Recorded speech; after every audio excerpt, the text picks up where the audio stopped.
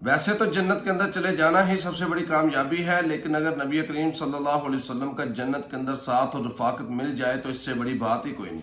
उसके हुसूल के लिए सही मुस्लिम के अंदर हदीस मौजूद है। नबी करीम सल्लल्लाहु अलैहि वसल्लम के बड़े प्यारे सहाबी हैं सैयदना जनाब रुबिया बिन काब रजी अल्लाह तआला अन्हु फरमाते हैं कि मैं नबी अलैहिस्सलाम के लिए वुजू और आप अलैहिस्सलाम की हाजत के लिए पानी लाया करता था।